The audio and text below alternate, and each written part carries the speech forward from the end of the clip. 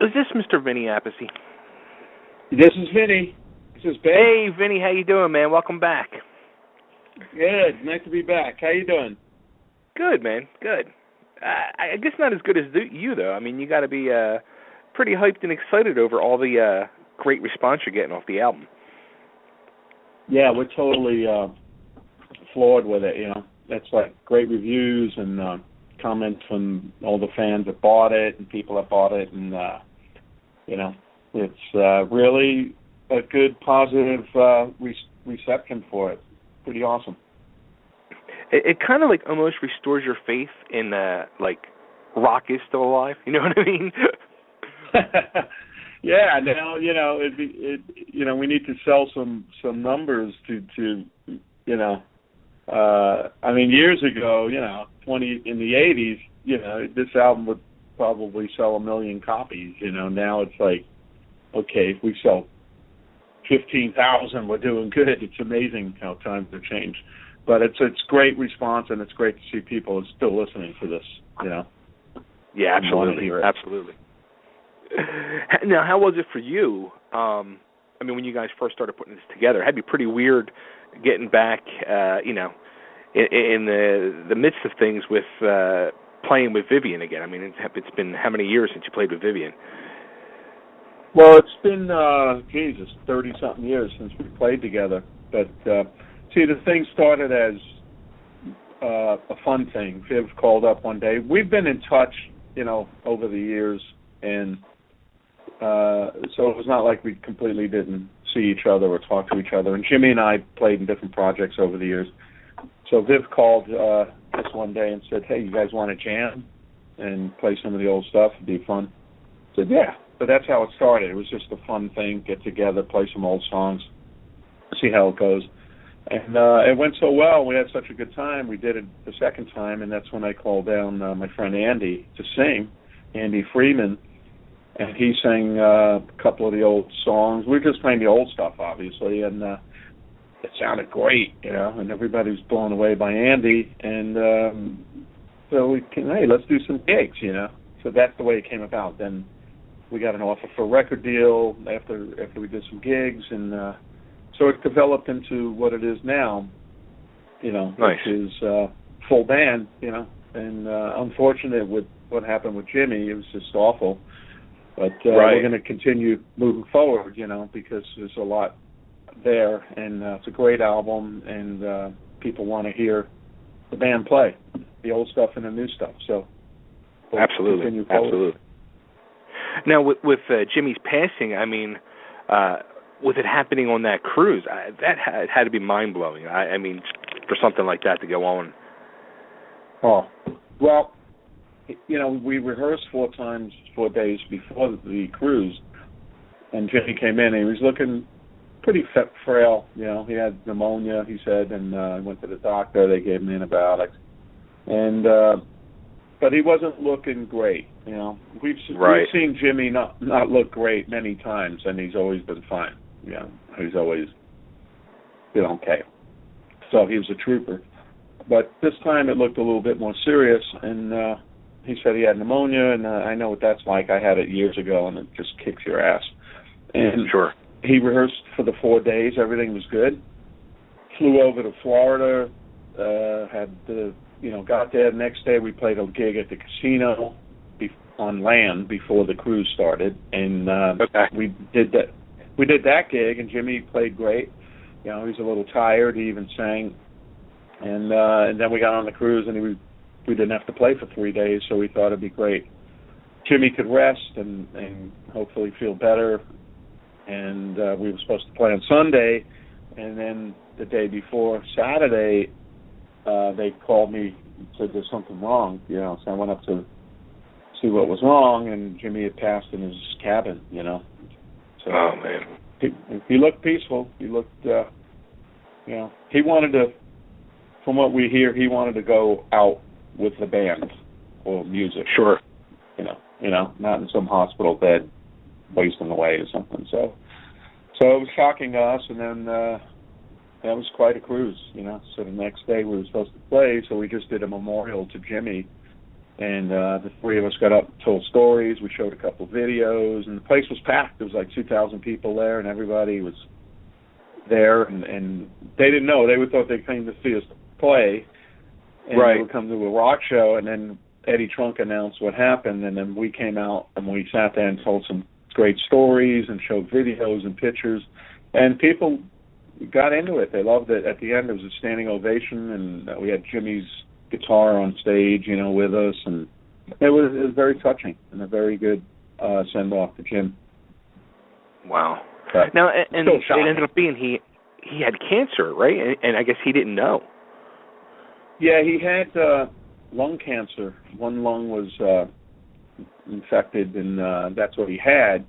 And we were told he didn't know, but, I heard from another close friend that he did know, and he didn't want to tell anybody. So, because if he told some, we would, hey, man, you need to go to the hospital. Right. So, that's what I heard. So he might have known, and he didn't tell his close friends and his girlfriend, and they didn't want to worry anybody. He kept saying, are you okay? Yeah, I'm okay. I don't need anything. I'm fine. The whole time. So. Wow. But so he went out the way he wanted to go out, and we'll continue. Right.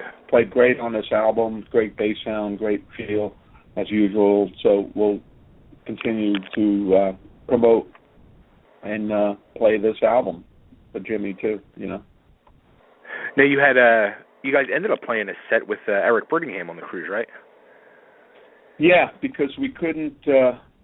We wanted to do something else besides the memorial, and we thought there was a band playing at the pool that night, so we decided, why don't we just get up and play like 5 songs? And we met with Eric, and we gave him the songs, and he went back to his room for a few hours, a bunch of hours, and learned everything. And he did an amazing job. And we got up and played by the pool. It's freezing cold out, windy as hell. Yeah, but we...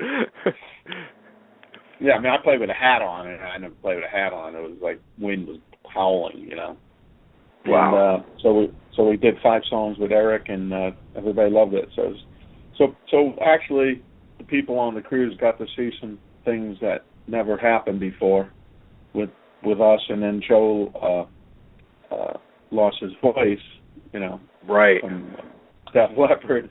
He lost his voice. He couldn't sing the show, so Andy, our singer, got up and sang like 4 or 5 songs with him, and Viv sang a song, and Phil sang a song, and even Kip Winger and Eric Martin got up and sang a song. So they got to see all this weird stuff that happened on this cruise, And you never see that, And then this Jimmy, and it's crazy.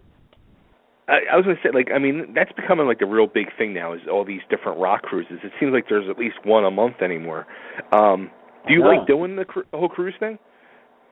Well, this is my second one. I did one in Brazil, and the one in Brazil was funny because I thought, it's a cruise, people get on, they're pretty normal, and blah, blah, blah. In Brazil, there was all motorcycle gangs, and just everybody was wearing leather and really tough looking, and tattoos everywhere.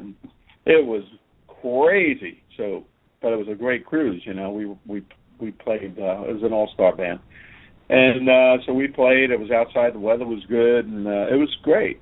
Fantastic. A lot of drinking, just crazy. So this one was a little bit more calm. It was more. It was out of the U.S., and so it was a different vibe to it. But it was still a good. Cool thing, and now there's so many of them, like you said, it's hard to keep track which one is what, It used to be the Monsters of Rock cruise, 1 a year or 2 a year, and that was it. Now, I don't know how many there are, but there's a lot of them, It seems like, though, instead of where you have all the festivals in Europe that are the big draws, now this is the thing that works here in the States, is doing these cruises. Yeah, that's what seems like what's developing in the last couple of years. There's been more and more and more. My brother just played one. Carmine just played one with the Vanilla Fudge, and that was more of an older type bands like Moody Blues and Vanilla Fudge, and I think Rare Earth. So there's a market for that too. and they did the cruise, and it went well, and so there's all sorts of cruises. It's amazing. Yeah. That's awesome. So hey, you guys, that's better than nothing happening. At least it's promoting rock, and everybody's going to see it, and they like it, and it's another niche in the market that's developing. Yeah, absolutely. Now, have you guys found a new bass player yet, or are you still searching, or? We got some people in mind. Actually, next Tuesday, or this coming Tuesday, we're going in the studio with a couple of players and just have a play, and then we're going to decide at that point who the bass player is, and then we have a couple of dates. One date we're playing Vamped in Las Vegas on April 14th, and we hope to have maybe another show around that time, maybe in L.A. These are warm-up shows for the Frontiers Festival, which is in Milan, Italy. We're playing that on the 23rd of April. So cool. Yeah, so we need to decide on the bass player next week and get this all moving and rehearse, and then go out and play these shows, and then go over to Milan, and then we're going to do Rocklahoma in May, and then after that, Viv goes out with Def Leppard, and we'll continue when he's finished with Def Leppard. Then we'll book a proper tour. Yeah. So we'll figure this all out next week. Yeah. Nice. So now, with Andrew, when you guys, like you said, you started just doing the old songs. But once you started doing originals and writing songs and going through everything and getting into the studio, did you say to Andrew, look, we don't want you to be like Ronnie. We want you to be yourself? I mean, did he have any pressure on him to maybe be like Ronnie, or? No, we never mentioned it. We just let him do his thing, and he's smart enough to know what to do. And had it gone a different way, we heard the vocal and it's like trying to be like Ronnie a little too much, he would have said something. But we just let him do his thing, and he figured out what a couple of things he would do. Like there's an intro to Curse the Day, soft intro like we would do with Ronnie, and then on the last note Ronnie would hit the big note and hold it, and Andy did the same thing. But that's cool, because that's reminiscent of what we used to do, and things like that are cool. And there's even a song and a part in one of the songs that's my idea, total rip off of Last in Line verse. Down, down, down, down. I think it's in Heavy Crown. And I said, let's use that as a verse just to hint on what we did before, steal from ourselves. So just as far as, but the vocal, he just did what he felt, sang from his heart. And what a job. I mean, we were all freaking blown away. What a singer. Yeah. Fantastic. Excellent. Loving it. Now, how about Wendy Dio? Has she been supportive of this? I know her and Vivian have had issues in the past, or is she cool with everything? Well, she's not involved in this in any way, shape, or form. And, I don't know. I haven't really talked to her and asked what she thought. So, so she's not involved in this. So I don't really know what she thinks about it. She probably hates it. I don't know. But you know what? We're out there, pushing everything, pushing the old songs, and then keeping everything alive too. So you can't knock that. Yeah, absolutely. Now I saw too. You just played a benefit the other night with. You got up on stage and played with Slash. You did Rainbow in the Dark. Yeah, because a friend, Willie Bass, he's got skin cancer, and they put together a benefit. And I didn't know. I was out of town, and I came back, and I saw the benefit, and then I started seeing pictures of Willie and all the problems he's having. And I went, oh, shit, man, that's awful. So I sent him an email. I said, look, if you want me to play, too, I would love to help out, be there, and whatever I could do to support you. So he loved it, and Slash was going to be there, so they figured out, let's do a couple songs together, Slash and I. So it was really cool. Got there, and I got there just in time, actually, before we went on, and we got to hang out in a room with not a lot of people. It was nice. Me, Slash, and our girls, and that was it. So we got to talk and hang out. Usually there's so many people around, you never get to talk to anybody or have quality time. So it was really cool. And then we got up on stage. We had a ball, and it was cool. So it wound up being a nice thing and a positive thing for Willie too. Nice. Now, did you tell Slash that you're available to play drums for Guns N' Roses? Yeah, I'm here. That would be a trip, just to see what happens, just to be behind the scenes, and if that happens, you know. Yeah, right. Now, how about you and your brother Carmine? Last time we talked, you guys were getting ready to head out and do the Drum Wars. Any more of that in the future, do you think? Yeah, we got a couple of shows, one on May 21st in Chicago, and then May 28th in Buffalo, New York. One of them's with Ginger Baker, so Air Force. So that should be a good show. I think that one's in Chicago on the 21st of May. So, yeah, we have Drum Wars going on, a couple of dates with that. We got the show really tight now, really great show, very exciting, high energy. And we hope to do more of that in the future, and everything's on drumwars.com, the dates and all that, if anybody's interested. And so we really enjoy that. We kick each other's ass in each night. Nice. And you have another project going on too with another former Dio guitarist, Craig Goldie. Yeah, Craig Goldie. This was a couple of years in the making, and we just he had a deal going on with Frontiers Records and a bunch of different people, and he asked me to play on it, and I did. And it's called the Resurrection Kings, and then that just came out the beginning of the year, and it's gotten a great response too. So that's another thing in between all of everything else and everybody's schedule that I'm doing. We played one gig so far, and it went really well. It's fun.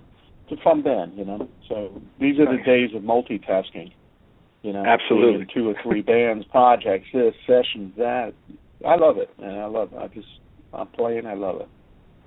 Cool. All right, so where can everybody find out more information on Last in Line, get the album? You can go to Facebook, Last in Line Rocks on Facebook, and I think that's Last in Line Rocks is the website too. And you could find all the information there. There'll be dates listed. There'll be dates put out very shortly.